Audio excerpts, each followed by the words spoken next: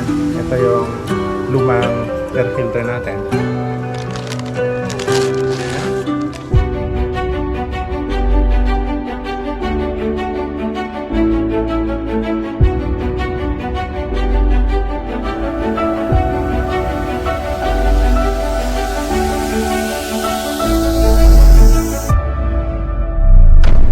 Alright, so this time, papalit ako ng air filter ng aking motor. And I ordered it through Lazada. Usually, I ordered some of my motorcycle parts or spare parts ng motor is not available here in our local. So this time, we're going to unbox it, unwrap it. So ito nga ba yung air filter para sa NS160. Tingnan natin. Ito yung pwede siya sa RS200, NS200, and NS160 at Dominar 400. So ayan. So ito yung item nasa loob ng packaging. So I'll try to unbox it. And since more than a year na, it's more than a year na hindi ko nakapalit ng air filter, tsaka marumi-rumi na rin yung filter natin. So this time, kailangan ko ng palitan. Napakaganda lang nito. Ayan, may freebies pa na ipinadala. Ano ba yung freebies na ibinigay? Tanyo ko na. Eto. Gasahan. So, para mas malinis, pinadalan tayo ng trapo. Hindi kagaya ng mga politikong trapo. May dalawa pala. Ayan. So, may dalawa tayong components. So, titingnan natin ang loob. Laman ng ating box.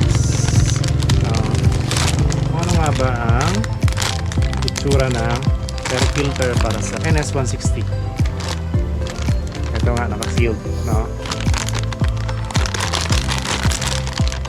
So, there you go. Yeah. Kikita nyo, green, medyo full stock na ata to, no? Kasi hindi na green, eh. So, ito na yung bagong air filter natin ipapalit sa old air filter.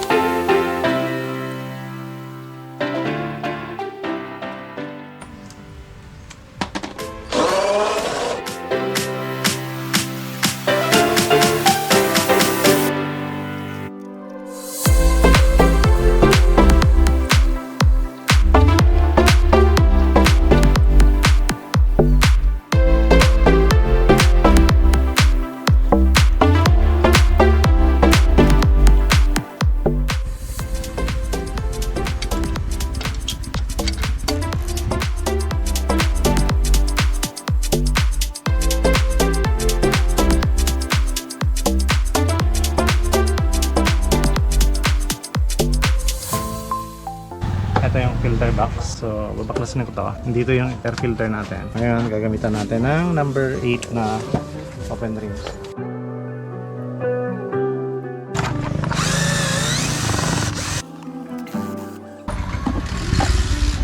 Ayan. Ito yung lumang air filter natin. Palipas halos 2 taon. So, papalitan natin ang bago. Tapos yung sa kabila, ganito yung itsura. So ito, tapos na natin yung ikabit yung bago. Kakabit na natin ulit dun sa air filter box. Kabit natin.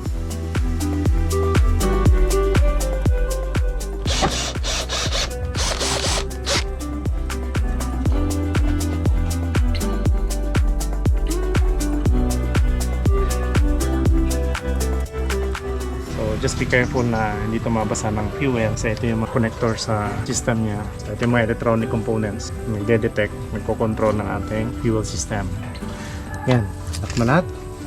Then ito, pa-plaster na natin, iayos natin, babalik natin sa kanyang position.